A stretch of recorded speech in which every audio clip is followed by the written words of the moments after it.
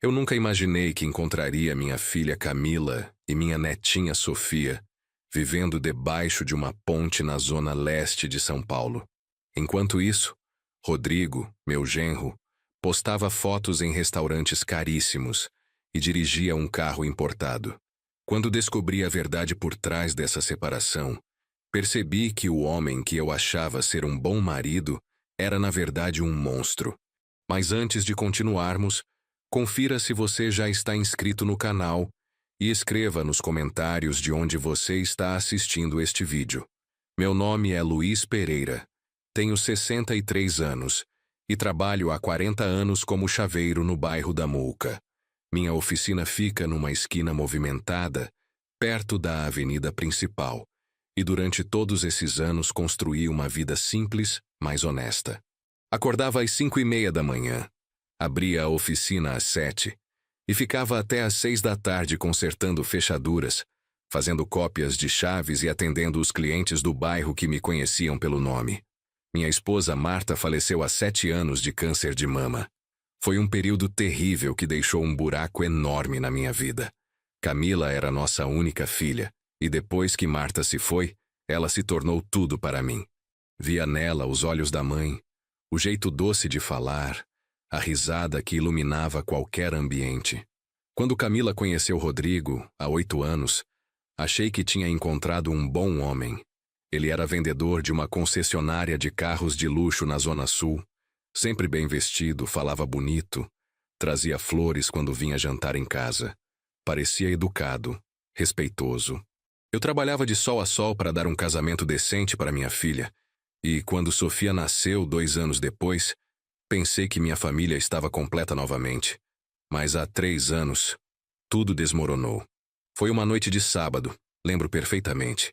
Eu estava terminando de jantar quando Camila apareceu na minha porta com Sofia no colo. A menina tinha apenas 3 anos na época.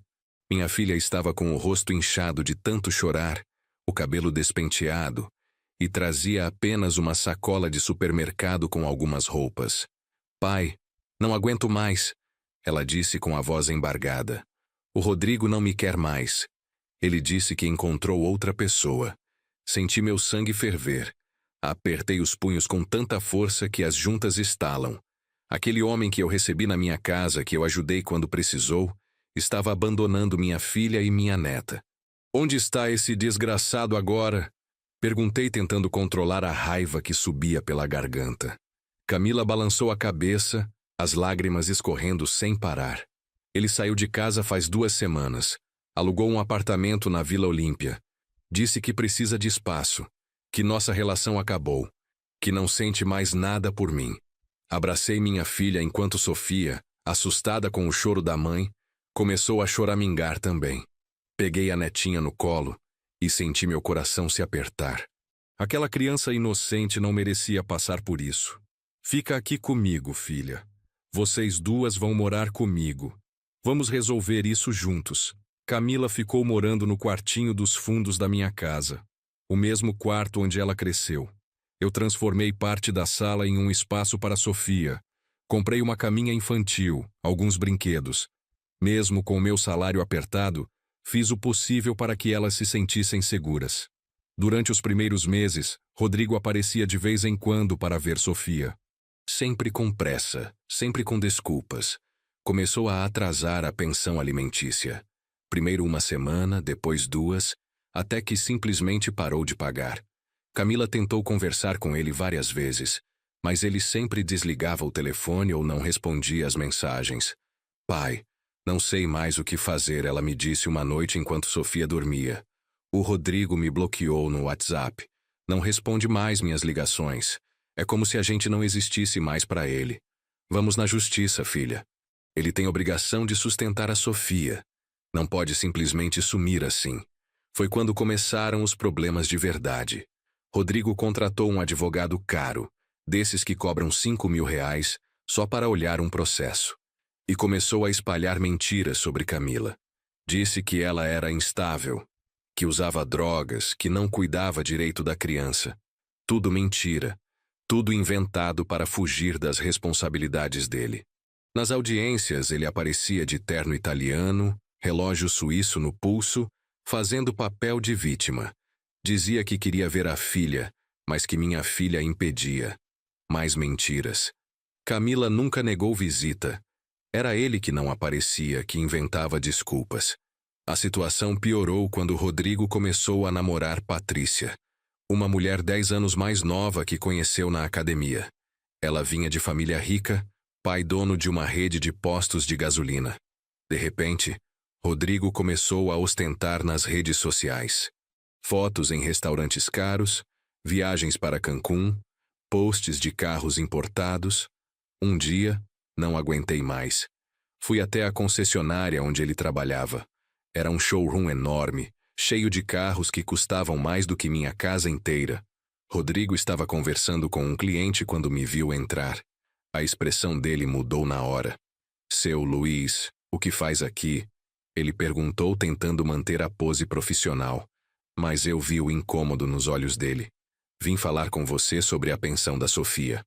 Você está devendo 3 meses. Minha neta precisa comer, precisa de fraldas, de remédio." Ele me puxou para um canto longe dos clientes. O rosto dele ficou vermelho de raiva. "O senhor não tem que vir aqui no meu trabalho fazer escândalo. Eu pago quando eu puder. Estou com dificuldades financeiras." "Dificuldades financeiras." Repeti olhando ao redor para os carros de luxo. Vi seu Instagram. Vi as fotos em Cancún. Vi o relógio novo no seu pulso. Você tem dinheiro para tudo, menos para sua filha. Isso não é da sua conta.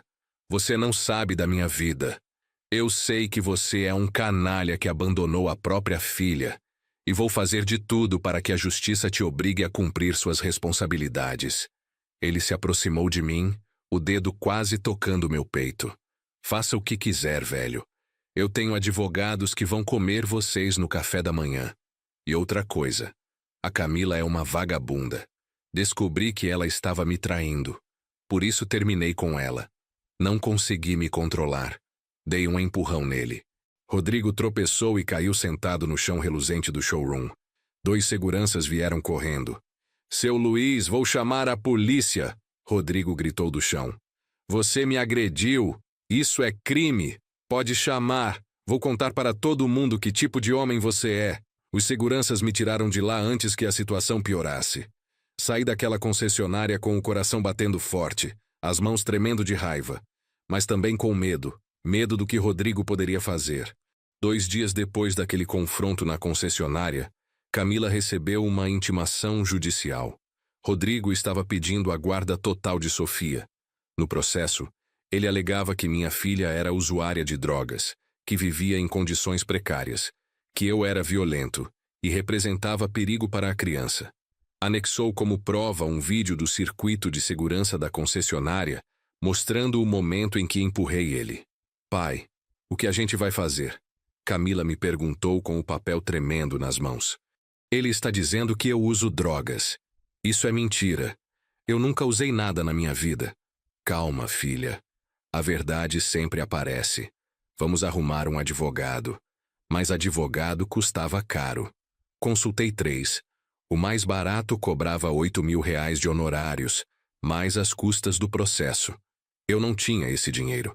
Minha oficina mal dava para pagar as contas da casa, a comida, as despesas com Sofia. Tentei pegar empréstimo no banco, mas com minha idade e minha renda, negaram. Acabamos indo com um advogado dativo, desses que o Estado oferece de graça. Era um rapaz novo, recém-formado, que atendia 50 casos ao mesmo tempo. Fazia o que podia, mas estava claro que não tinha estrutura para enfrentar a equipe de Rodrigo. Na primeira audiência, vi o estrago que as mentiras podem fazer. O advogado de Rodrigo apresentou fotos da minha casa. Eram fotos antigas, tiradas de ângulos que faziam parecer que vivíamos num barraco caindo aos pedaços. Mostraram a pequena rachadura na parede da sala, o portão enferrujado, o quintal com mato crescido porque eu não tinha tempo de cuidar. Meritíssima, a criança vive em condições insalubres. O advogado disse com voz impostada. A mãe não tem renda própria. Depende de um senhor de idade que mal consegue se sustentar. Além disso, há relatos de que a requerida faz uso de substâncias ilícitas. Isso é mentira, Camila gritou se levantando. Eu nunca usei drogas na minha vida. A juíza bateu o martelo pedindo ordem. Minha filha começou a chorar, e aquilo só piorou nossa situação. Parecia que estávamos perdendo antes mesmo de começar. O advogado de Rodrigo continuou. Meu cliente, ao contrário, tem condições financeiras estáveis, mora em apartamento adequado, está em novo relacionamento sério com uma mulher de bem. Ele pode oferecer à menor um futuro digno, educação de qualidade, oportunidades que a mãe simplesmente não pode proporcionar. A situação ficou ainda pior quando o advogado de Rodrigo apresentou um laudo médico. Dizia que Camila havia sido submetida a um exame toxicológico que detectou presença de cocaína no sangue. Senti meu mundo desabar quando vi aquele papel. Camila ficou branca. Isso é impossível, ela sussurrou. Eu nunca fiz esse exame. Isso é falso. O advogado dativo pediu para analisar o documento. Realmente havia algo estranho. A data do exame era de um dia em que Camila estava comigo na oficina o dia inteiro. Eu lembrava claramente porque era aniversário de morte da Marta, e passamos o dia juntos organizando flores no cemitério. Meritíssima. Esse laudo precisa ser investigado. Nosso advogado argumentou. A data não confere. A requerida não poderia ter feito esse exame. Mas a juíza determinou que seria feita uma perícia, e isso levaria meses. Enquanto isso, como medida cautelar, Sofia teria que ficar sob guarda provisória do pai. Camila poderia visitar apenas 2 vezes por semana, por 2 horas, sempre com a presença de uma assistente social. Minha filha quase desmaiou quando ouviu a decisão. Não, não, ela gritava. Minha filha precisa de mim. Ela tem só 3 anos. Não pode me tirar minha filha. Tive que segurar Camila para ela não avançar na direção da juíza. Os seguranças já estavam se aproximando. O advogado me fez um sinal para que saíssemos dali rapidamente. Lá fora, no corredor do fórum, Camila desabou no meu colo. Chorava tanto que mal conseguia respirar. Pai, eles vão levar minha filha. O que eu faço? O que eu faço? Não consegui responder porque eu mesmo estava destruído. Aquele sistema que deveria proteger as famílias estava nos esmagando. Um homem com dinheiro podia comprar mentiras, forjar documentos, e a justiça acreditava porque ele tinha boa aparência e um advogado caro. Uma semana depois, numa sexta-feira chuvosa, uma assistente social apareceu na minha casa para buscar Sofia. A menina estava brincando com bonecas no chão da sala quando bateram na porta. Quando percebeu que iriam levá-la, começou a gritar. Não quero ir. Quero ficar com a mamãe. Quero ficar com o vovô. Camila agarrou Sofia com tanta força que a assistente social teve que chamar reforço. 2 oficiais de justiça entraram na casa. Era uma cena degradante, humilhante. Minha filha implorando, minha neta chorando desesperada. E eu ali, um homem de 63 anos que sempre trabalhou honestamente, sem poder fazer nada. Por favor, não levem minha filha. Camila suplicava de joelhos. Ela precisa de mim. Eu sou a mãe dela. Senhora, entendemos sua dor, mas é ordem judicial. A assistente social dizia com voz mecânica, provavelmente já acostumada com cenas assim. A senhora poderá visitá-la 2 vezes por semana. Tentei segurar Camila enquanto arrancavam Sofia dos braços dela. A menina gritava tanto que os vizinhos saíram nas janelas para ver o que estava acontecendo. Sentia vergonha, raiva, impotência.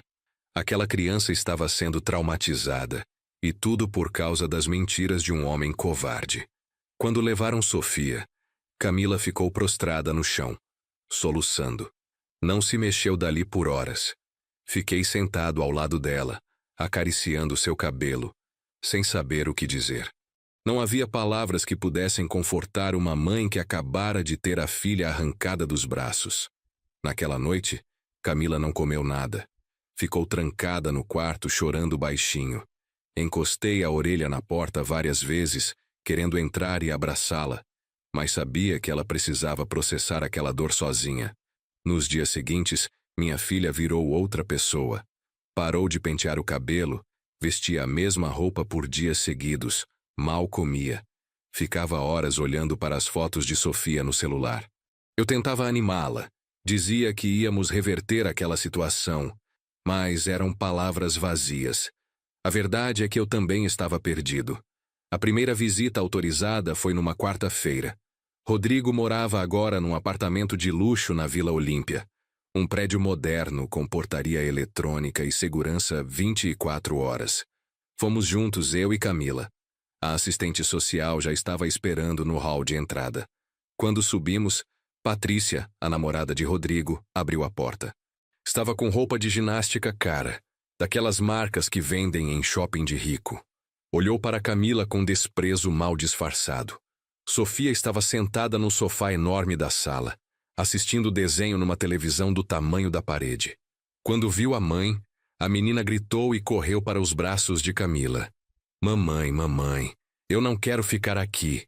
Quero ir para casa com você e com o vovô. Camila apertou a filha contra o peito, as lágrimas molhando o cabelinho da menina. Eu também quero, meu amor. Mas por enquanto você precisa ficar aqui. Mas a mamãe vem te ver, tá bom? Rodrigo apareceu da cozinha com uma cerveja importada na mão. Estava de bermuda e camiseta, todo descontraído, como se não tivesse acabado de destruir uma família. 2 horas e vocês vão embora, ele disse olhando para o relógio caro no pulso. As regras são claras. Fiquei ali sentado, observando minha neta brincar com Camila no chão. Sofia mostrava os brinquedos novos que o pai tinha comprado, mas era óbvio que a menina estava infeliz. Não sorria como antes. Tinha olheiras. Estava mais magra. Patrícia ficou o tempo todo de braços cruzados, vigiando como se fôssemos bandidos.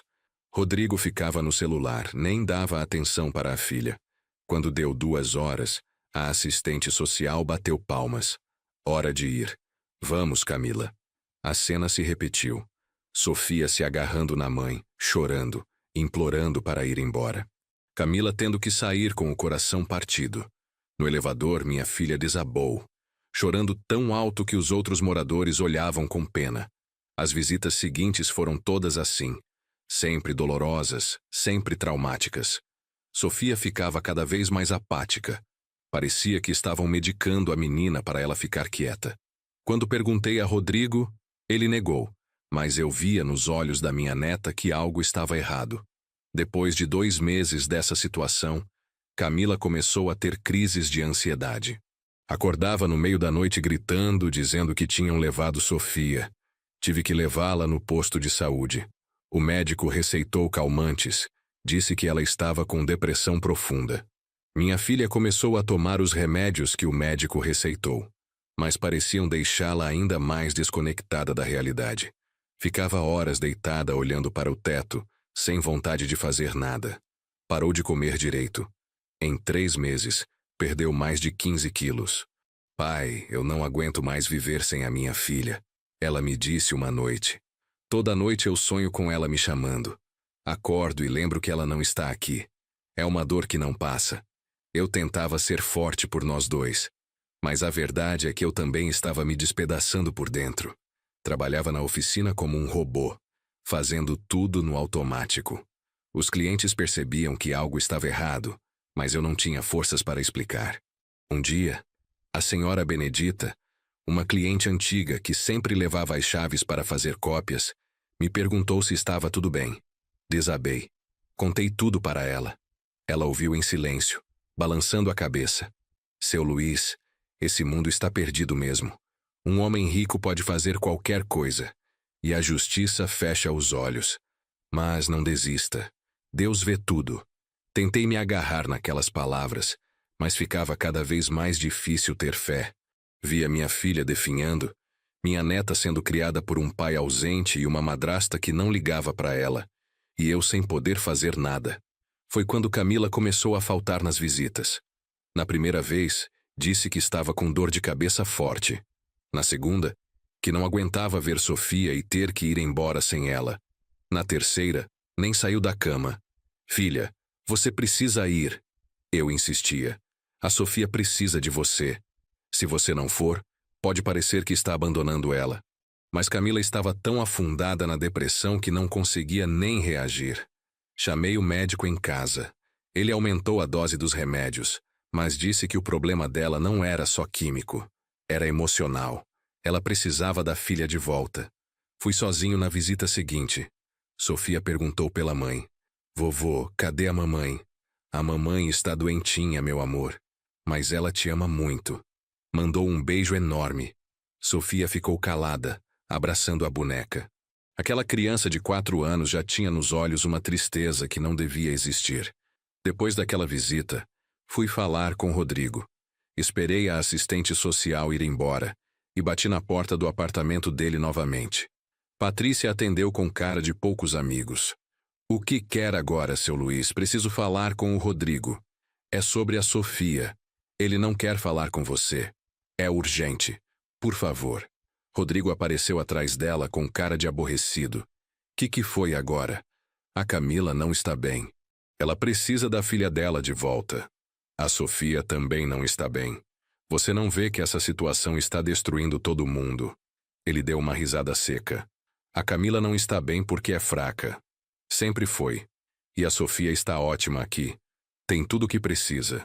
Escola particular, roupa de marca, brinquedos. Coisas que você nunca poderia dar para ela. Criança não precisa de roupa de marca. Precisa da mãe. E a mãe dela está morrendo de tristeza. Rodrigo se aproximou, o rosto ficando vermelho. Sabe qual é o problema, seu Luiz? Vocês acham que só por ser pobre tem mais direito. Mas não é assim que funciona. Eu tenho dinheiro, tenho estrutura, posso dar uma vida melhor para a minha filha. E vou dar, queira você ou não. Você não dá nada para ela além de brinquedos. Quando foi a última vez que brincou com a Sofia? Que sentou no chão com ela? Que deu banho, escovou os dentes, contou história antes de dormir? Você não é pai, é apenas um banco. Ele me empurrou com força. Eu tropecei e bati nas costas na parede do corredor. Sai daqui antes que eu chame a segurança. E não volta mais. Se a Camila não vir nas visitas, vou pedir na justiça para suspender de vez. Vou alegar abandono.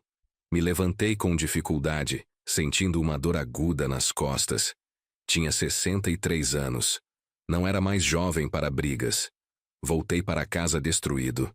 Camila estava na cama, olhando para o teto. Contei o que tinha acontecido. Ela nem reagiu. Apenas virou o rosto para a parede. Nos dias seguintes, percebi que minha filha estava tomando mais remédios do que o receitado. Encontrei cartelas vazias embaixo da cama dela. Quando confrontei, ela explodiu. E o que você quer que eu faça, pai? Esses remédios são a única coisa que me fazem dormir. Se eu não dormir, fico pensando na Sofia o tempo todo. Fico imaginando se ela está chorando, se está com medo, se está perguntando por que a mãe dela abandonou ela. Você não abandonou ela, filha. Nós estamos lutando. Lutando. Ela deu uma risada amarga.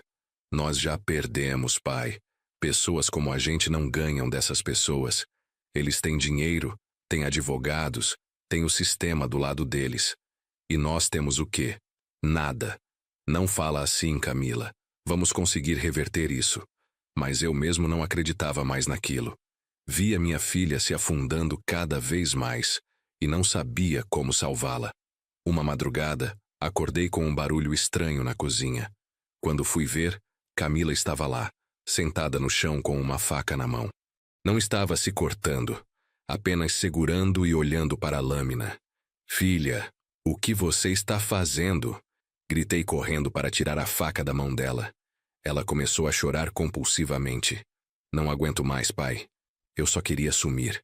Queria parar de sentir essa dor. Abracei ela ali mesmo, no chão frio da cozinha. Nós dois chorando, sem saber mais o que fazer.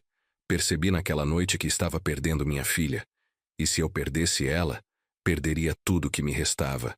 No dia seguinte, tentei interná-la numa clínica psiquiátrica. Mas, como era pelo SUS, a fila de espera era de meses. As clínicas particulares custavam fortunas que eu não tinha. Fiquei com minha filha em casa, vigiando cada movimento dela, com medo de que tentasse algo pior.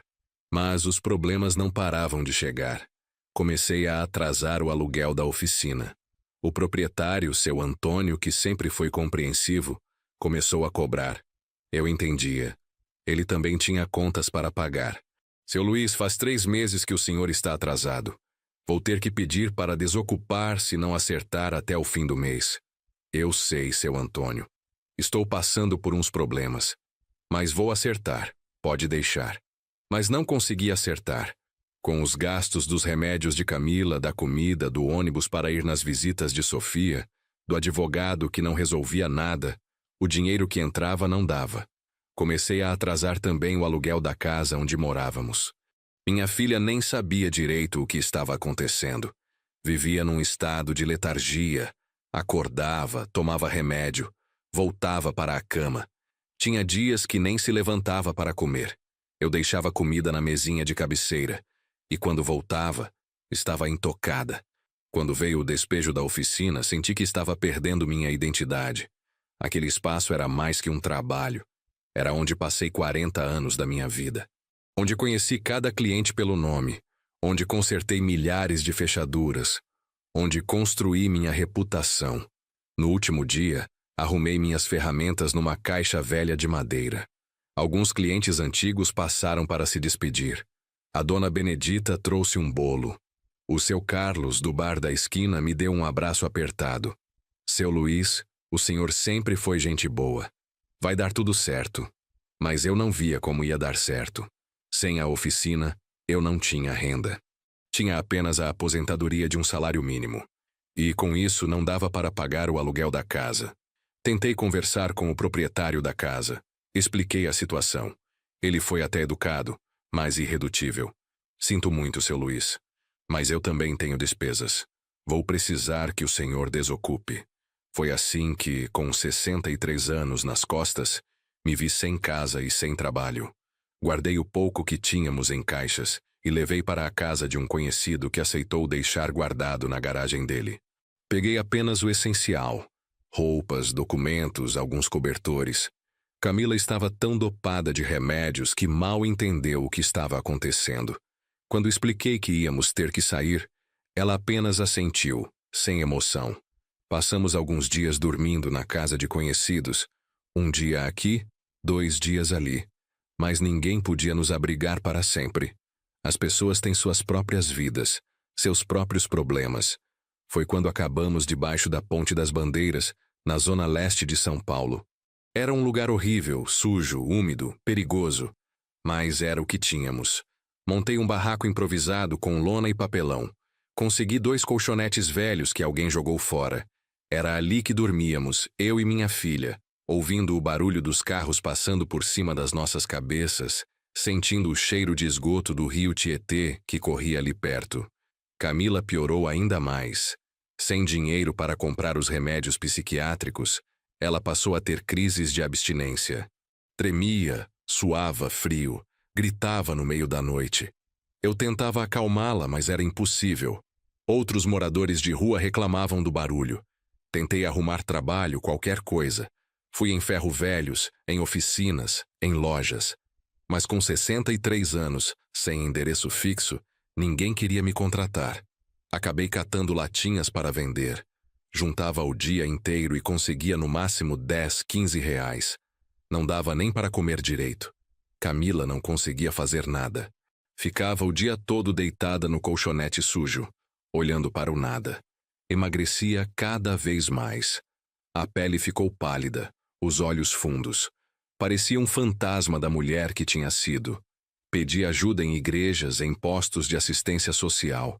Mas as filas eram enormes, os recursos escassos. Conseguia às vezes uma cesta básica, um cobertor. Pequenas misericórdias que não resolviam o problema maior. O pior era saber que Sofia estava crescendo sem a mãe, pensando que tinha sido abandonada. As visitas tinham sido suspensas porque não tínhamos como ir. Não tínhamos dinheiro para o ônibus, não tínhamos roupas limpas para vestir. Rodrigo usou isso contra nós no processo, alegando abandono voluntário. À noite, debaixo daquela ponte fria, eu olhava para minha filha dormindo inquieta e me perguntava onde tinha errado. Trabalhei a vida inteira honestamente. Criei minha filha com dignidade. E agora estávamos ali, como se fôssemos lixo descartado pela sociedade. Depois de 2 meses morando na rua, Juntei dinheiro suficiente para pegar 2 ônibus até a Vila Olímpia. Consegui roupas doadas num bazar de igreja e dei banho em Camila numa torneira pública. Ela estava tão apática que tive que vesti-la como se fosse uma criança. Não tínhamos mais direito legal de visitar Sofia, mas eu precisava tentar. Precisava que minha neta soubesse que não tínhamos abandonado ela, que ainda existíamos. Quando chegamos no prédio luxuoso onde Rodrigo morava, o porteiro nos barrou na entrada. "O senhor tem autorização para subir? Sou o avô da Sofia, a filha do Rodrigo que mora no apartamento 806. Ele olhou para nós com desprezo mal disfarçado. Viu nossas roupas doadas, o cheiro que não saía mesmo depois do banho, os cabelos desarrumados de Camila. "Vou ligar para confirmar. Aguardem ali." Ficamos esperando do lado de fora, no calor escaldante do meio-dia. Depois de 15 minutos, o porteiro voltou. "O morador disse que vocês não têm mais autorização para visitas. Pediu que se retirem ou ele vai chamar a polícia." Senti meu peito apertar. Camila começou a chorar baixinho. "Por favor, só quero ver minha filha. Só 1 minuto. Só para ela saber que a mãe dela não esqueceu dela." O porteiro já estava pegando o telefone quando Camila começou a gritar. Um grito desesperado, selvagem, que veio do fundo da alma dela. "Sofia! Sofia, meu amor! A mamãe está aqui! A mamãe não te abandonou!" Ela tentou passar pelo porteiro, mas ele a segurou. Outros seguranças vieram correndo. Camila debatia-se, continuava gritando o nome da filha, as lágrimas escorrendo pelo rosto. "Sofia! Minha filha! Por favor, deixem eu ver minha filha!" Moradores começaram a aparecer nas janelas. Alguns filmavam com os celulares.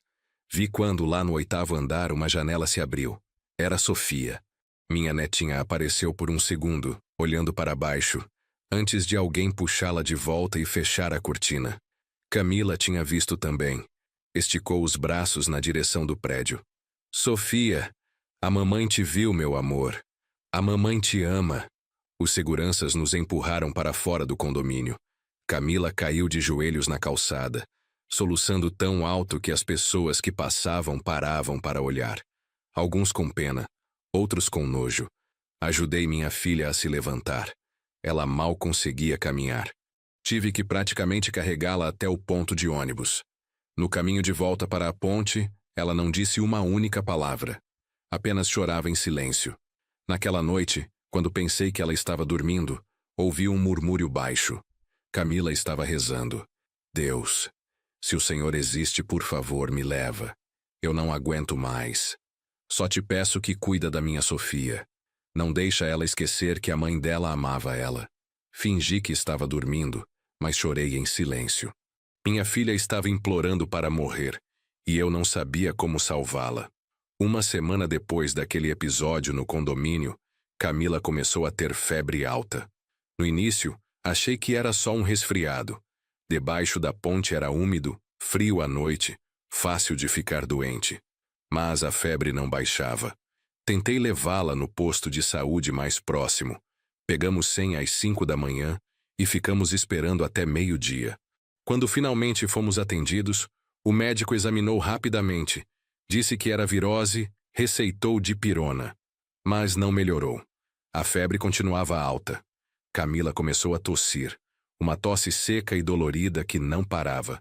Vi quando ela cuspia e tinha sangue no catarro. "Filha, isso não está certo. Precisa fazer exame." Mas fazer exame significava ficar em fila de hospital público, e Camila não aguentava nem ficar sentada. Deitava no colchonete sujo, tremendo mesmo com 2 cobertores por cima. Pedi ajuda para outros moradores de rua. Um senhor chamado João, que vivia ali há anos, me deu alguns comprimidos que disse que ajudavam com febre.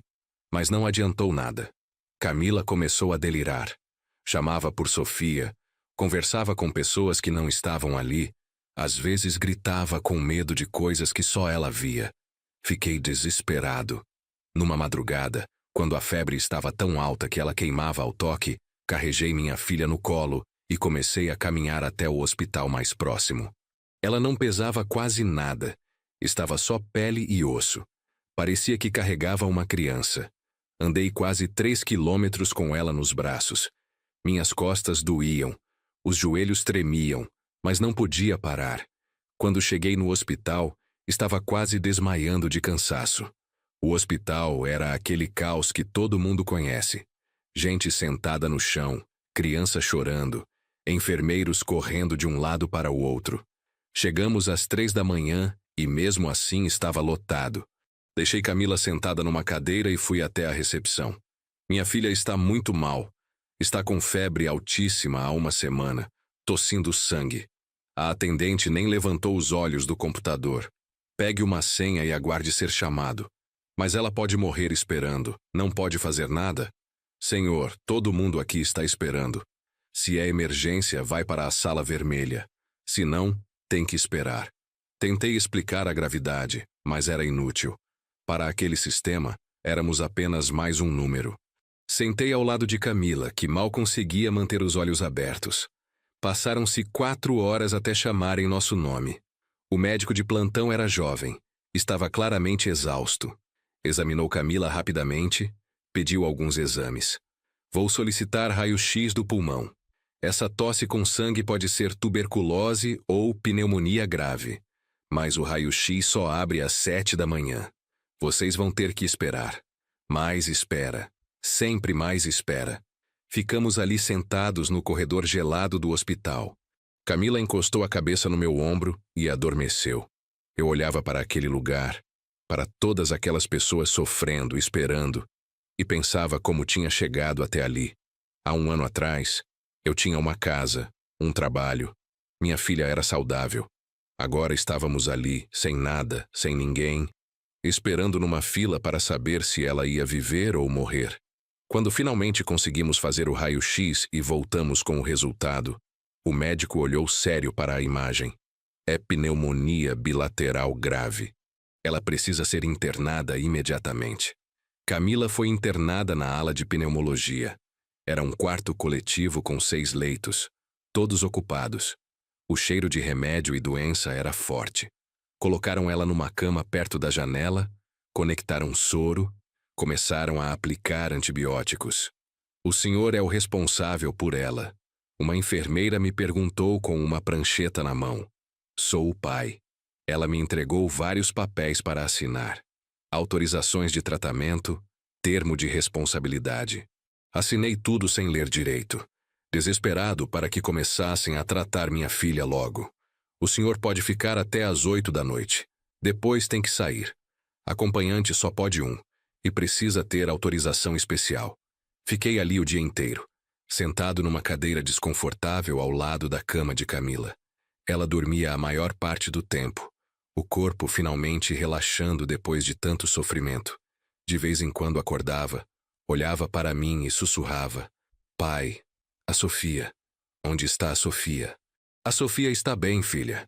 Você precisa se cuidar primeiro. Mas ela voltava a dormir antes que eu terminasse a frase. A febre começou a baixar no 2º dia de internação. No 3º, ela já estava mais lúcida. Conseguia comer um pouco do mingau que o hospital oferecia. Foi quando perguntou sobre Sofia de novo, dessa vez com os olhos completamente despertos. Pai, faz quanto tempo que eu não vejo a minha filha? 2 meses, filha. Ela começou a chorar. Ela deve achar que a mãe dela abandonou ela. Deve estar com raiva de mim. Não, Camila. A Sofia é pequena ainda, mas ela entende. Quando você melhorar, vamos encontrar um jeito de ver ela. Mas não tinha jeito. Rodrigo tinha conseguido na justiça a guarda total. Camila não tinha mais direito nem a visitas. Éramos oficialmente nada na vida de Sofia. No 5º dia de internação de Camila, enquanto estava sentado na sala de espera do hospital, recebi uma ligação de um número desconhecido. Atendi desconfiado. Alô? Seu Luiz? Aqui é a Patrícia. Era a namorada de Rodrigo. Senti meu estômago embrulhar. Ela nunca tinha ligado para mim antes. O que foi? É sobre a Sofia. Ela não está bem. Não quer comer, não quer brincar. Fica o dia inteiro perguntando pela mãe. O Rodrigo não sabe mais o que fazer. Senti uma raiva subindo. Ah, agora querem ajuda. Quando arrancaram a menina dos braços da mãe, quando espalharam mentiras, quando botaram a gente na rua, estava tudo bem. Mas agora que a menina está dando trabalho, vem pedir ajuda. Eu entendo sua raiva, mas não é sobre nós. É sobre a Sofia. Ela precisa ver a mãe. A mãe dela está internada com pneumonia grave. Por causa de tudo que vocês fizeram. A Camila quase morreu. E sabe por quê? Porque perdeu a vontade de viver quando tiraram a filha dela. Houve um silêncio do outro lado. Sinto muito. Eu não sabia que estava tão ruim assim. Não sabia? Vocês nunca quiseram saber. Só queriam se livrar da gente. Patrícia respirou fundo. Olha, eu admito que o Rodrigo exagerou. Mas ele fez isso porque realmente achava que era melhor para a Sofia. Ele não é um monstro, seu Luiz. Ele só é um homem fraco que tomou decisões erradas. Ele é um covarde que abandonou a própria família. Eu sei. E agora a Sofia está pagando o preço. Ela chora toda noite. Não dorme. Ontem a escola ligou dizendo que ela bateu em um coleguinha. Isso não é normal. Ela precisa da mãe. Fiquei em silêncio por um momento, processando aquilo. Parte de mim queria desligar na cara dela. Mas outra parte, a parte que era avô e que amava Sofia acima de tudo, sabia que precisava pensar na menina. O que vocês querem? Eu queria saber se a Camila poderia ver a Sofia. Mesmo que seja aqui em casa, só uma vez, para a menina ver que a mãe não abandonou ela. A Camila está internada. Não pode sair do hospital. E se a gente levasse a Sofia aí? Aquilo me pegou de surpresa. Vocês trariam a Sofia aqui? Sim. Amanhã se der. O Rodrigo não sabe que estou ligando. Mas eu vou convencer ele. A Sofia precisa disso. Desconfiei. Seria uma armadilha? Mais uma forma de Rodrigo usar a situação contra nós? Mas ao mesmo tempo, era a chance de Camila ver a filha, de Sofia ver a mãe. Não podia desperdiçar. Está bem. Mas se isso for algum tipo de truque... Não é truque, seu Luiz, eu prometo. Desliguei o telefone sem saber se devia acreditar ou não. Entrei no quarto onde Camila estava e contei sobre a ligação. Os olhos dela se encheram de lágrimas. Pai, será que é verdade? Será que vou mesmo ver minha filha? Vamos esperar para ver, filha. Mas se for verdade, você precisa estar bem. Precisa mostrar para a Sofia que está se cuidando. Camila acenou com a cabeça. Pela primeira vez em meses, vi um brilho de esperança nos olhos dela. Naquela noite, ela comeu toda a janta que o hospital serviu. Pediu para uma enfermeira ajudar a lavar o cabelo dela. Estava tentando ficar apresentável para a filha. Era doloroso e bonito ao mesmo tempo. No dia seguinte, às 3 da tarde, Patrícia apareceu no hospital com Sofia. Rodrigo não veio. Segundo ela, ele não tinha coragem de nos encarar, mas tinha autorizado a visita. Sofia estava diferente. Mais magra, com olheiras. O cabelo que antes era cheio de cachos, agora estava preso num rabo de cavalo simples. Vestia um vestido caro, mas não parecia a menina alegre que eu conhecia. Quando entramos no quarto e Sofia viu Camila na cama do hospital, a menina parou. Ficou olhando para a mãe como se não tivesse certeza se era real. Mamãe. A voz saiu tão baixinha, tão cheia de dúvida. Camila estendeu os braços, as lágrimas já escorrendo. Meu amor, vem aqui com a mamãe. Sofia correu. Subiu na cama do hospital e se jogou nos braços de Camila. As duas choravam, se abraçavam tão forte que pareciam querer se fundir numa pessoa só. Mamãe, eu pensei que você não queria mais eu. Não, meu amor. Nunca. Nunca. A mamãe sempre quis você. Sempre amou você. A mamãe só estava doente, mas nunca parou de pensar em você. Sofia enterrou o rosto no pescoço de Camila. Eu não gosto de morar com o papai. Eu quero ficar com você e com o vovô. Olhei para Patrícia. Ela tinha os olhos marejados também. Talvez não fosse tão ruim quanto eu pensava. Talvez ela realmente se importasse com Sofia. Fiquei ali observando mãe e filha conversarem, rirem, chorarem. Sofia contava sobre a escola nova, sobre os pesadelos que tinha, sobre como rezava toda noite para a mãe voltar. Camila pedia desculpas, explicava que nunca tinha querido se afastar, que tinha sido obrigada. Depois de 1 hora, Patrícia disse que precisavam ir. Sofia não queria soltar a mãe. Não, mamãe, eu quero ficar aqui com você. Meu amor, a mamãe ainda está doente. Precisa ficar no hospital mais uns dias. Mas agora você já sabe que a mamãe não te abandonou. E a gente vai se ver de novo, tá bom?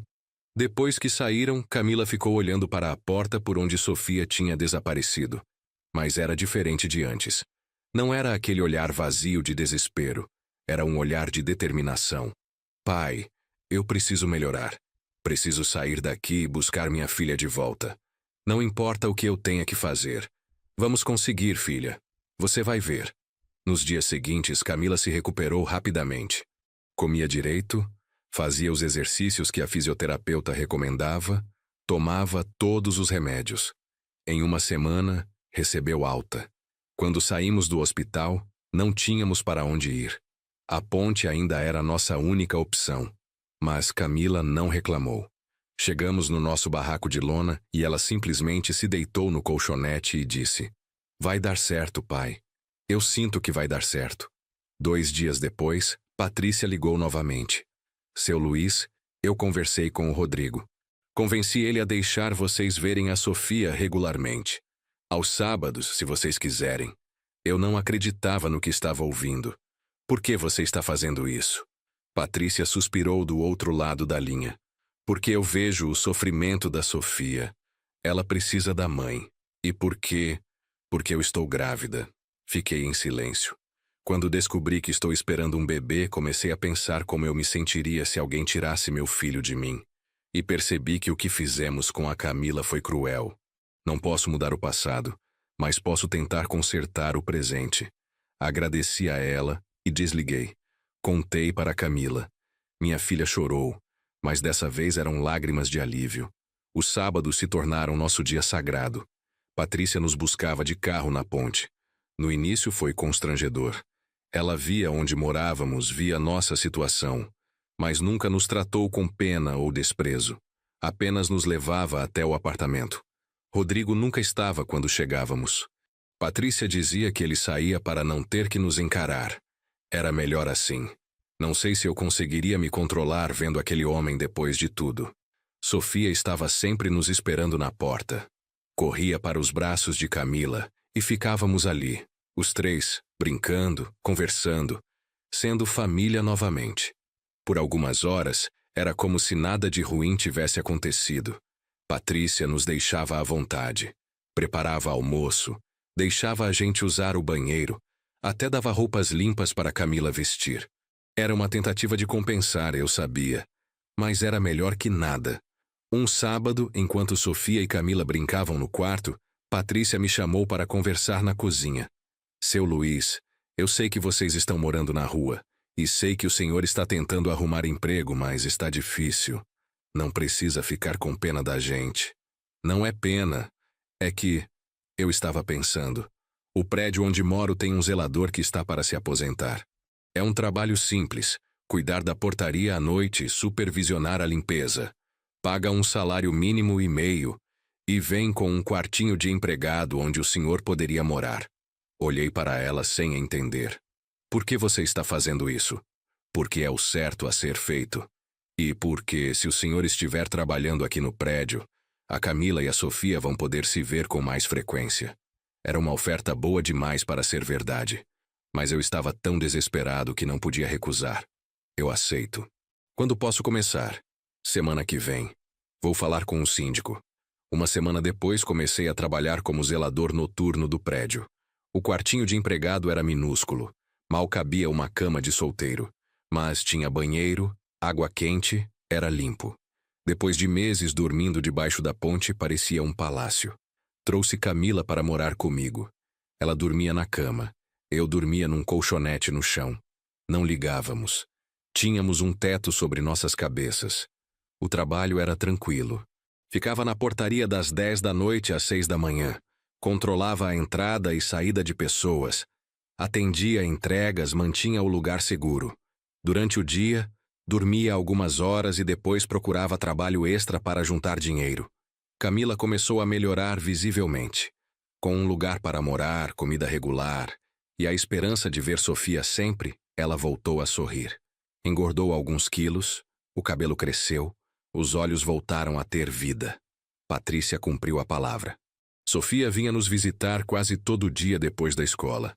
Descia para o quartinho dos fundos do prédio e passava horas com a mãe. Faziam dever de casa juntas, assistiam desenho no celular, conversavam. Era bonito de ver.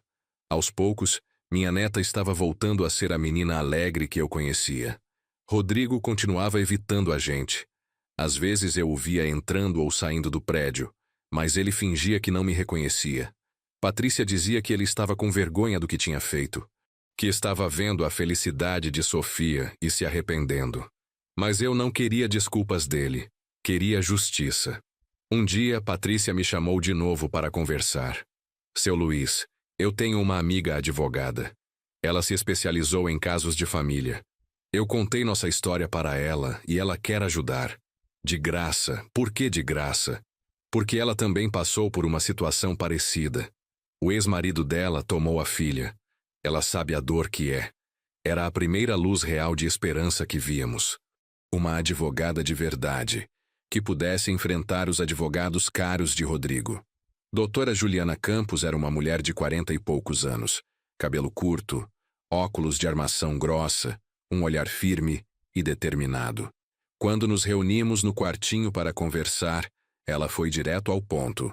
Vou ser honesta com vocês. O caso está difícil. Rodrigo tem a guarda legal. Mas há coisas que podemos fazer. Primeiro, vamos provar que aquele exame toxicológico foi forjado.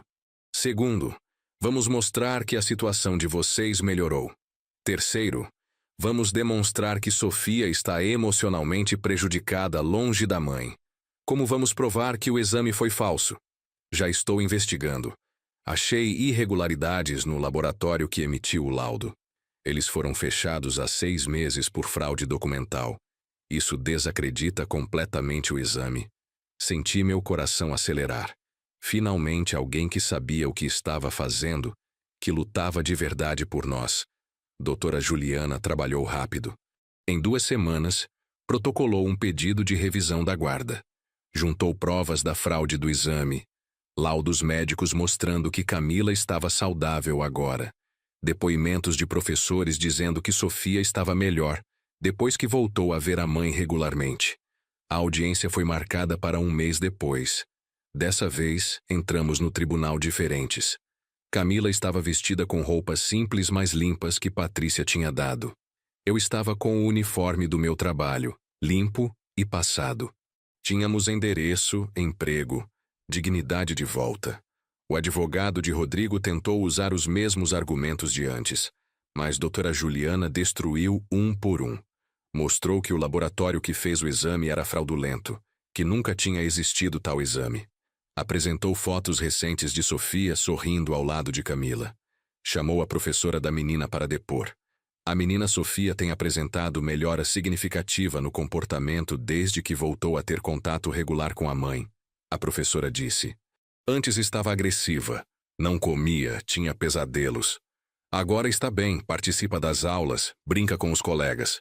O advogado de Rodrigo tentou argumentar sobre nossa condição financeira, mas doutora Juliana foi implacável. Meritíssima, o senhor Luiz Pereira tem emprego fixo há 3 meses. Tem residência fixa. Já a senhora Camila está se recuperando de uma depressão profunda causada justamente pela separação abrupta da filha. Além disso, gostaria de apresentar um fato novo ao processo. Ela abriu uma pasta e tirou alguns documentos. Descobrimos que o senhor Rodrigo Santos está sendo investigado pela Receita Federal por sonegação de impostos. Há também uma denúncia na Justiça Trabalhista por assédio moral a funcionários. Esse é o homem que alega ser mais apto a criar uma criança? Rodrigo, que estava sentado ao lado do advogado dele, ficou vermelho. Nunca tinha visto ele tão desconfortável. A juíza pediu um intervalo de 30 minutos para analisar os documentos. Quando voltou, tinha uma expressão séria. Analisei cuidadosamente todas as provas apresentadas. A juíza começou. E fica claro que houve irregularidades no processo anterior. O exame toxicológico apresentado é de procedência duvidosa e será desconsiderado. Além disso, vejo que a menor Sofia tem se beneficiado do contato com a mãe. Senti Camila apertar minha mão com força. Portanto, determino o seguinte: a guarda continuará com o pai, Rodrigo Santos, mas estabeleço guarda compartilhada. A mãe, Camila Pereira, terá direito a visitas supervisionadas 3 vezes por semana, com possibilidade de pernoite nos finais de semana alternados. Após 6 meses, faremos uma nova avaliação para decidir sobre a guarda definitiva. Não era tudo o que queríamos, mas era um começo. Camila começou a chorar, e dessa vez eram lágrimas de alívio misturadas com alegria. Além disso, continuou a juíza, o senhor Rodrigo Santos fica obrigado a pagar pensão alimentícia no valor de 30% de seus rendimentos líquidos, com prestação de contas mensal. O não pagamento resultará em prisão civil. Rodrigo tentou protestar, mas o advogado dele o calou. Estava claro que tínhamos vencido essa batalha, mesmo que não tivéssemos ganhado a guerra ainda. Quando saímos do tribunal, Camila me abraçou com tanta força que quase me derrubou. Pai, a gente conseguiu. A gente realmente conseguiu. Ainda não acabou, filha. Mas estamos no caminho certo. Doutora Juliana nos acompanhou até a porta do fórum. Vocês se saíram muito bem. Agora é importante manter tudo certinho. Luiz, continue no trabalho. Camila, continue fazendo terapia. Em 6 meses vamos pedir a guarda completa. E dessa vez, vamos ganhar. O primeiro final de semana que Sofia passou conosco no quartinho foi uma mistura de alegria e desafio. O espaço era minúsculo, mas fizemos funcionar. Comprei um colchonete extra para Sofia dormir, enchemos o lugar de desenhos que ela fazia, transformamos aquele cubículo em um lar. Sofia estava radiante. Na sexta à noite, quando Patrícia a trouxe com uma mochilinha de roupas, a menina entrou correndo e pulou nos braços de Camila. Mamãe, vou dormir aqui com você e com o vovô? Vai sim, meu amor. O fim de semana inteiro é nosso. Fizemos pipoca no micro-ondas minúsculo que eu tinha comprado usado. Assistimos filme no celular, os 3 apertados no colchonete. Sofia riu tanto que soluçava. Antes de dormir, Sofia me abraçou forte e sussurrou no meu ouvido. Vovô, eu estava com tanta saudade. Todas as noites eu pedia para Deus deixar eu voltar para vocês. Senti um nó na garganta. Abracei minha neta e prometi baixinho que nunca mais deixaria ninguém nos separar. Durante a noite, acordei algumas vezes só para ter certeza de que não estava sonhando. Sofia dormia entre eu e Camila, abraçada na mãe, respirando tranquila. Minha filha também dormia, mas com um sorriso no rosto. Fazia tanto tempo que não via ela sorrindo dormindo. No sábado de manhã, preparei café com leite e pão com manteiga. Não era nada luxuoso, mas Sofia comeu como se fosse a melhor refeição do mundo. Camila penteou o cabelo da filha, fez 2 trancinhas que Sofia adorou. Passamos o dia inteiro juntos. Fomos na pracinha do bairro, tomamos sorvete de R$1, caminhamos pelas ruas conversando sobre tudo e nada. Sofia contava sobre a escola, sobre os amigos, sobre os desenhos que gostava. Camila ouvia cada palavra como se fosse a coisa mais importante do universo. No domingo à tarde, quando Patrícia veio buscar Sofia, a despedida foi difícil, mas diferente de antes. Não era uma separação desesperada. Era uma despedida com promessa de retorno. Semana que vem eu volto, mamãe. Volta sim, meu amor. E daqui a pouco a gente vai ficar junto para sempre. Os meses seguintes foram de reconstrução lenta, mas constante. Continuei trabalhando como zelador noturno e consegui alguns trabalhos extras durante o dia, consertando fechaduras para os moradores do prédio e dos arredores. A notícia tinha se espalhado que havia um chaveiro bom morando ali, e as pessoas começaram a me procurar. Juntei dinheiro suficiente para comprar ferramentas novas. Montei uma pequena bancada no quartinho. Nos horários livres, entre um serviço e outro, voltei a fazer o que sempre amei: trabalhar com chaves e fechaduras. Camila conseguiu um emprego meio período numa padaria perto do prédio. Começou trabalhando no caixa, depois aprendeu a fazer pães. O dono, seu Paulo, era um homem bom que conhecia nossa história através de Patrícia. Todo mundo merece uma segunda chance, ele me disse quando contratou Camila. Sua filha é trabalhadora e honesta. É isso que importa. Com os dois trabalhando, conseguimos juntar um pouco de dinheiro.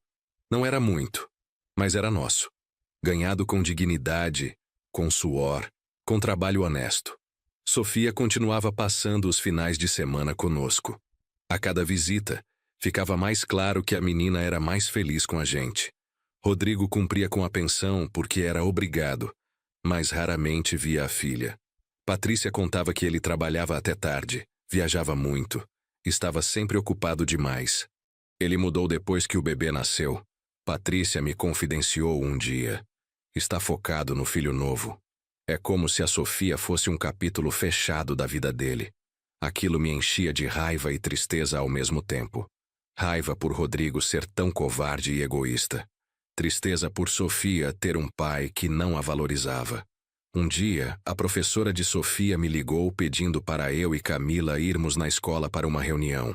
Fiquei preocupado, pensando que tinha acontecido algum problema.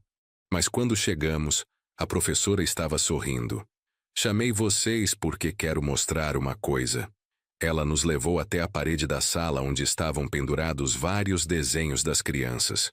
No centro tinha um desenho de Sofia. Era a nossa família.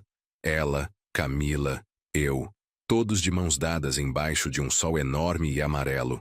Em cima, escrito com letras tortas: Minha família que eu amo. A professora apontou para o desenho. Quando pedi para as crianças desenharem suas famílias, Sofia fez esse. Não desenhou o pai, não desenhou a casa grande onde mora. Desenhou vocês. E sabe o que ela me disse? Que essa é a família verdadeira dela. A que faz ela feliz. Camila começou a chorar ali mesmo, na frente da professora. Eu segurei firme na mão dela. Além disso, a professora continuou. Sofia está indo muito bem nos estudos. É uma das melhores alunas da turma. É educada, carinhosa com os colegas. Vocês estão fazendo um ótimo trabalho com ela. Isso era tudo o que precisávamos ouvir. Que estávamos fazendo algo certo. Que Sofia estava feliz e saudável conosco. Quando saímos da escola, Camila me abraçou no meio da calçada. Pai, a gente vai conseguir. Eu sei que a gente vai conseguir ter ela de volta. Faltando um mês para a audiência de revisão da guarda, doutora Juliana nos chamou para uma reunião. Estávamos preparados, tínhamos tudo documentado.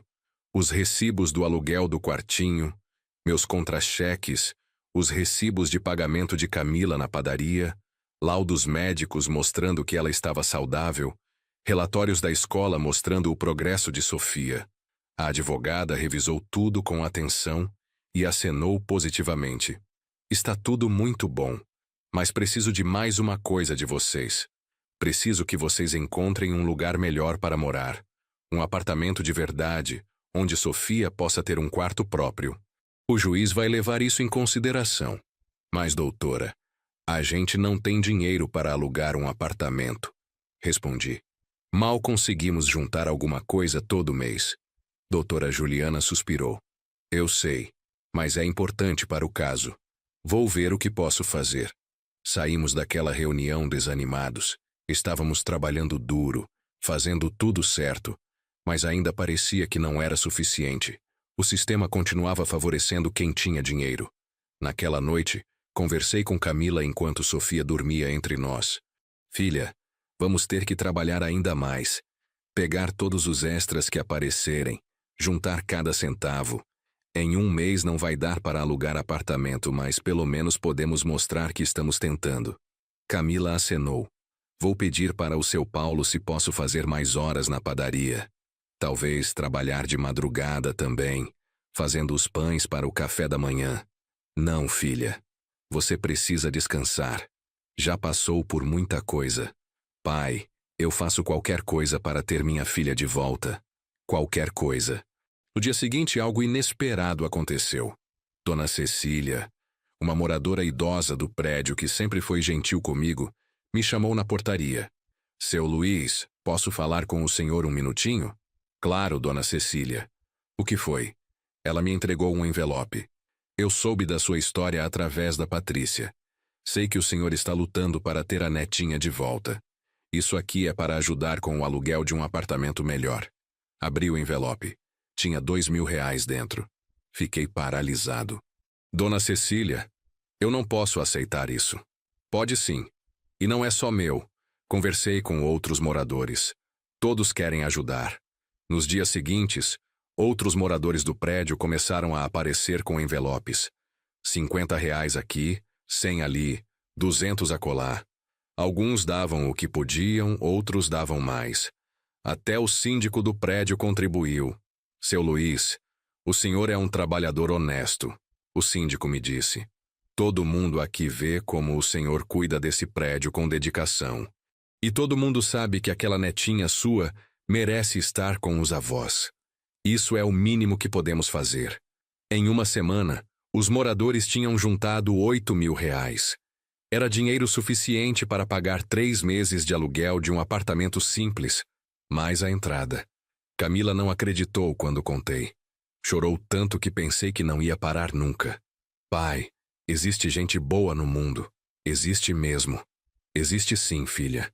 E a gente vai retribuir isso sendo pessoas melhores ainda.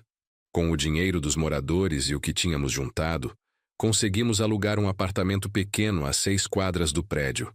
Eram apenas 2 quartos, sala, cozinha e banheiro. Mas era nosso. Era um lar de verdade. Os mesmos moradores que tinham doado dinheiro doaram móveis. Dona Cecília deu uma cama de solteiro que era da filha dela. Seu Roberto, do 5º andar, deu um sofá velho mais confortável. Dona Marina deu panelas, pratos, copos. Em uma semana, mobiliamos o apartamento inteiro com doações. Não era luxuoso, mas era aconchegante. Pintamos as paredes de branco. Camila costurou cortinas com tecidos baratos do Brás.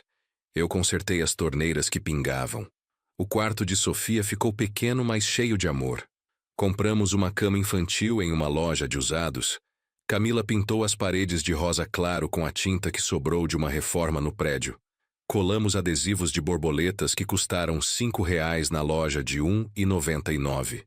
Quando Sofia viu o quarto pela primeira vez, no fim de semana seguinte, seus olhos brilharam. Mamãe, esse quarto é meu. Só meu. Só seu, meu amor. Para quando você vier ficar com a gente. Sofia pulou na cama nova, abraçou o travesseiro, girou no quartinho pequeno como se fosse um palácio. É o quarto mais bonito do mundo. Uma semana antes da audiência, Patrícia me procurou na portaria do prédio. Estava com o bebê no colo, um menininho de 4 meses que se parecia com Rodrigo. Seu Luiz, preciso te contar uma coisa importante. Sobre o Rodrigo. Senti um aperto no peito. O que foi? Ela respirou fundo. Rodrigo está com uma amante. Conheci ela há 2 meses. Uma cliente da concessionária. Ele acha que eu não sei, mas vi as mensagens no celular dele. Ele está planejando se separar de mim depois que o bebê completar 6 meses. Sinto muito, Patrícia. Você não merece isso. Não é sobre mim. É sobre Sofia. Rodrigo falou para a amante que assim que conseguir se livrar de mim, vai devolver a guarda de Sofia para a mãe. Que a menina é um peso, que atrapalha os planos dele. Fiquei em choque. Ele disse isso? Disse. Está tudo gravado. Eu gravei as mensagens antes dele apagar. E quero dar isso para a Dr. Juliana usar na audiência. Por que você está fazendo isso? Você está com ele. Patrícia olhou para o filho nos braços. Porque quando esse menino crescer, não quero que ele se torne um homem como o pai. E porque a Sofia merece estar com quem realmente ama ela. Eu sempre soube disso. Mas fui covarde no começo. Agora não sou mais. Ela me entregou um pendrive. Está tudo aqui. Mensagens, áudios, fotos. Prova de que ele nunca quis realmente a guarda de Sofia. Que só fez isso para machucar a Camila. Peguei o pendrive com as mãos tremendo. Obrigado, Patrícia. Você não sabe o quanto isso significa. O dia da audiência amanheceu com um sol forte. Acordei cedo, vesti minha melhor calça e camisa. Ajudei Camila a se arrumar. Ela estava nervosa. As mãos tremiam enquanto tentava passar batom. Calma, filha. Hoje vai dar tudo certo. E se não der, pai? E se o juiz disser que ainda não é suficiente? Vai ser suficiente. A gente fez tudo certo e agora temos provas que o Rodrigo nunca deveria ter ficado com a Sofia. Chegamos no fórum 1 hora antes. Doutora Juliana já estava lá revisando os documentos. Quando mostrei o pendrive que Patrícia tinha dado, os olhos dela brilharam. Isso aqui muda tudo. Absolutamente tudo. Rodrigo chegou acompanhado do advogado dele, todo confiante como sempre. Não sabia o que estava por vir. Quando a audiência começou, doutora Juliana foi metódica. Primeiro apresentou todas as provas de que estávamos em situação estável.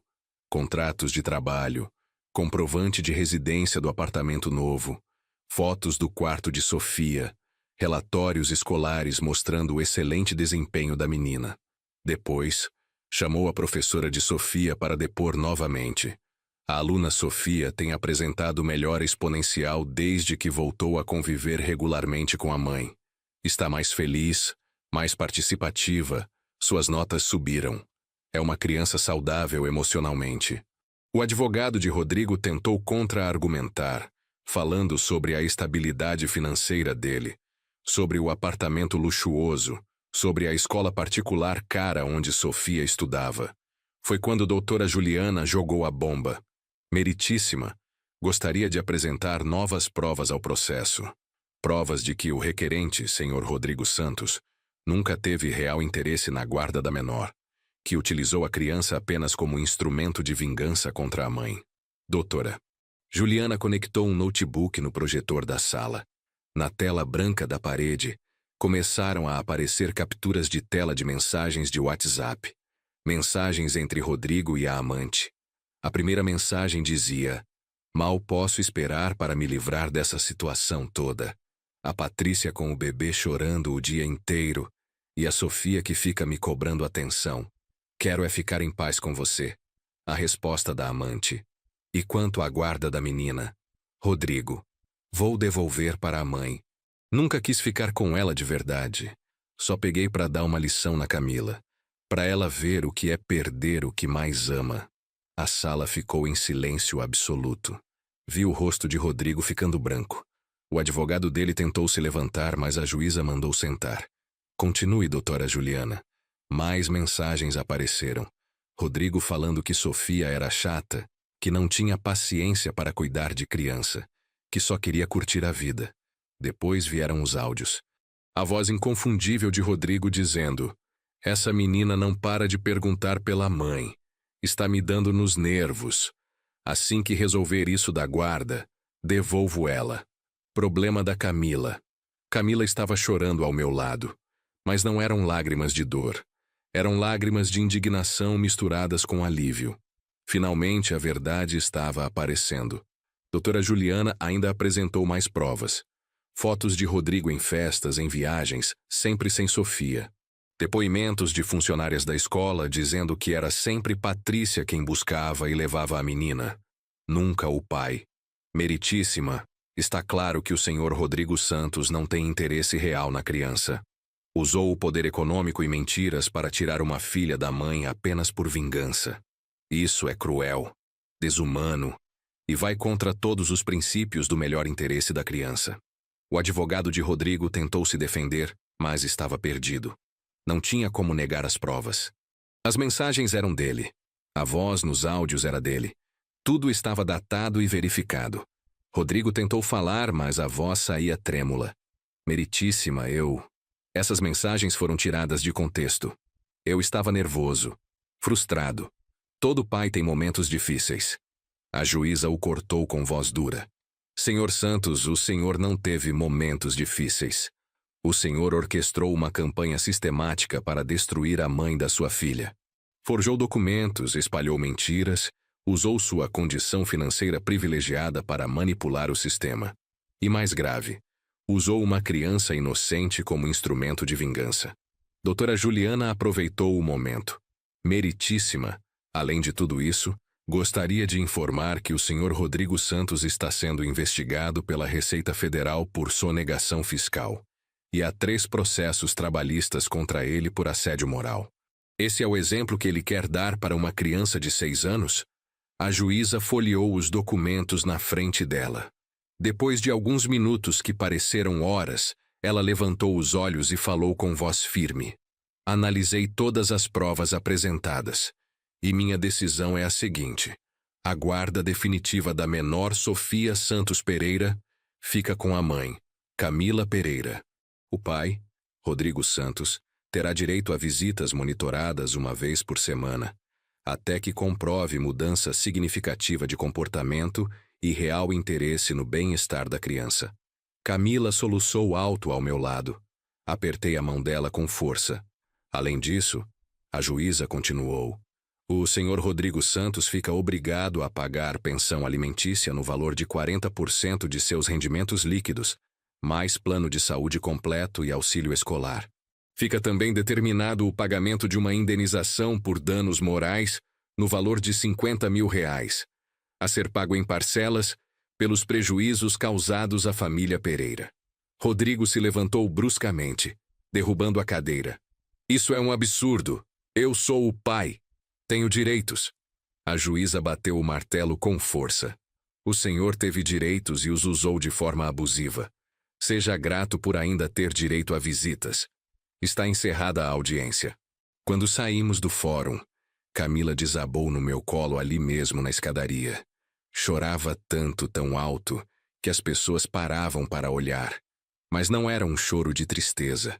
Era um choro de libertação. A gente conseguiu, pai. A gente conseguiu. Minha filha volta para casa. Conseguimos, filha. Conseguimos. Doutora Juliana nos abraçou também, emocionada. Vocês mereciam essa vitória. Lutaram com dignidade. Trabalharam duro. Nunca desistiram. Essa vitória é de vocês. Ligamos para a Patrícia da porta do fórum. Ela atendeu no primeiro toque. Ganhamos, Patrícia. A Sofia volta para casa. Do outro lado da linha, ouvi ela chorando. Eu sabia. Eu sabia que vocês iam ganhar. Vou buscar a Sofia na escola agora e levar ela direto para vocês. Ela precisa saber. Voltamos para o apartamento novo em estado de choque. Ainda não conseguíamos acreditar que era real, que finalmente tínhamos vencido. Camila foi para o quartinho de Sofia e começou a arrumar tudo, dobrar as roupinhas, organizar os brinquedos, preparar a cama. Quando a campainha tocou, corremos para a porta. Patrícia estava lá com Sofia. A menina estava com o uniforme da escola, a mochilinha nas costas. Sofia, meu amor, Patrícia disse ajoelhando na frente dela. Tenho uma novidade muito boa para você. A partir de hoje, você vai morar com a mamãe e com o vovô. Para sempre. Sofia arregalou os olhos. Para sempre? De verdade? De verdade. Esse é o seu lar agora. Sofia largou a mochila no chão e correu para os braços de Camila. As duas caíram no chão da sala, abraçadas, chorando e rindo ao mesmo tempo. Mamãe, eu vou ficar com você para sempre? Ninguém vai me tirar mais? Ninguém, meu amor, nunca mais. Você é minha, é nossa. E ninguém nunca mais vai separar a gente. Abracei as duas ali mesmo no chão. Patrícia estava na porta também chorando, segurando o bebê. Obrigado por tudo, Patrícia, eu disse. Você nos salvou. Ela balançou a cabeça. Eu só fiz o que era certo. Desculpa ter demorado tanto. Desculpa por tudo que vocês passaram por minha causa também. Você não tem culpa. Você ajudou a consertar as coisas. Isso é o que importa. Naquela noite fizemos um jantar simples. Arroz, feijão, bife acebolado, batata frita. Comida de casa, feita com amor. Sofia comeu 2 vezes, dizendo que era a comida mais gostosa do mundo. Depois do jantar, demos banho nela. Vestimos o pijama novo que Camila tinha comprado. Sofia escolheu um livro de histórias que eu tinha comprado na feira do livro usado, e lemos juntos, os 3 na cama pequena. Quando Sofia finalmente adormeceu, abraçada no travesseiro, Camila e eu ficamos ali olhando para ela. Pai, eu não acredito que isso é real. Tenho medo de acordar e descobrir que é um sonho. Não é sonho, filha. É real. A Sofia está aqui, em casa, e vai ficar. Ficamos ali por horas, apenas observando minha neta dormir. O rostinho tranquilo, a respiração suave, um sorrisinho no canto da boca. uma criança finalmente em paz. Por volta da meia-noite, saímos do quarto devagar para não acordar Sofia. Sentamos no sofá da sala, ainda tentando processar tudo o que tinha acontecido. Camila encostou a cabeça no meu ombro. Pai, a gente passou por tanta coisa. Teve momentos que eu quis desistir, que eu achei que não ia aguentar. Eu sei, filha. Eu também pensei em desistir, mas a gente não desistiu. E olha onde a gente chegou. Ela segurou minha mão. Sem você, eu não teria conseguido. Você me segurou quando eu estava caindo. Você nunca duvidou de mim, nem quando todo mundo duvidou. Nos meses seguintes, nossa vida foi se estabilizando. Continuei trabalhando como zelador noturno e fazendo serviços de chaveiro durante o dia. Camila foi promovida na padaria. Agora já era responsável por toda a produção de pães.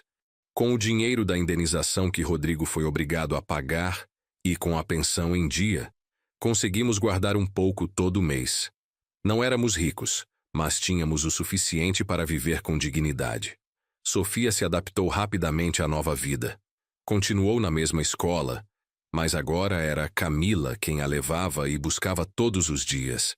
As notas continuaram boas, ela fez novos amigos, voltou a ser a menina alegre que sempre foi. Rodrigo exerceu o direito de visita apenas 2 vezes. Nas 2 vezes, Sofia voltou quieta, triste, dizendo que o pai tinha passado o tempo todo no celular e que mal conversou com ela. Depois disso, ele simplesmente parou de aparecer. Mandou uma mensagem para Camila dizendo que estava se mudando para o Rio de Janeiro, que tinha conseguido um emprego melhor lá.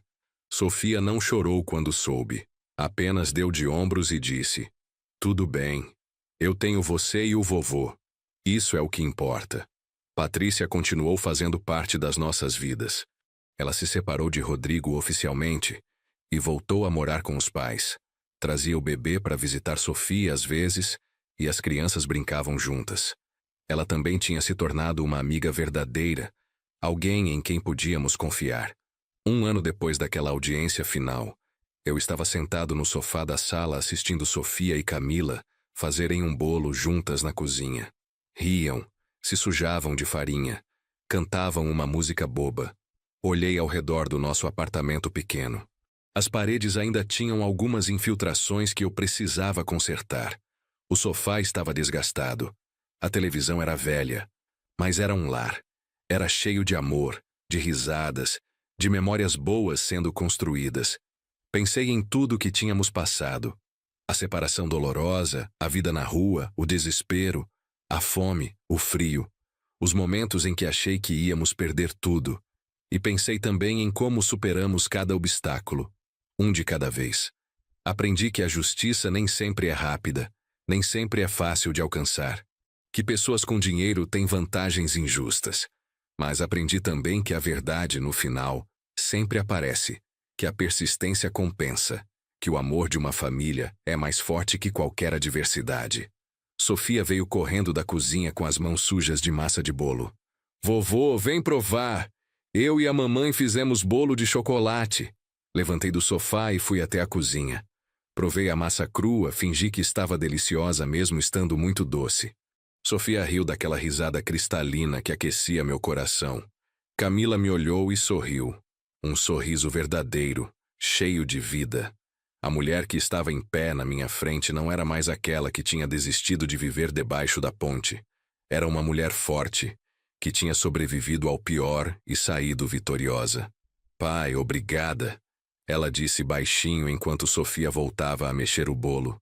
Pelo quê, filha? Por nunca ter desistido de mim. De nós.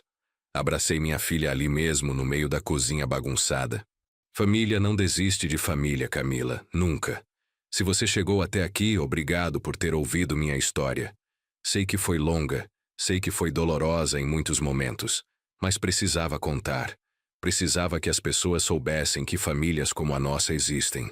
Que enfrentamos sistemas injustos, preconceitos, dificuldades enormes. Mas também queria que soubessem que é possível vencer.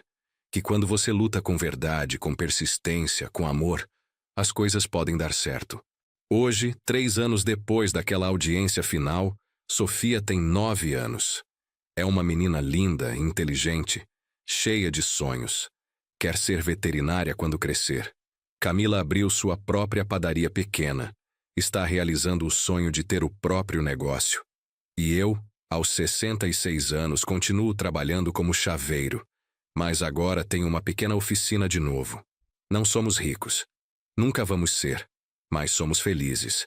Somos uma família. E isso, no final das contas, é tudo que importa. Se você está passando por uma situação parecida, se está lutando para recuperar alguém que ama, não desista. A estrada é difícil, mas o destino vale a pena. Continue lutando. Continue acreditando. E nunca, nunca deixe que alguém te diga que você não é suficiente. Porque você é. Nós somos.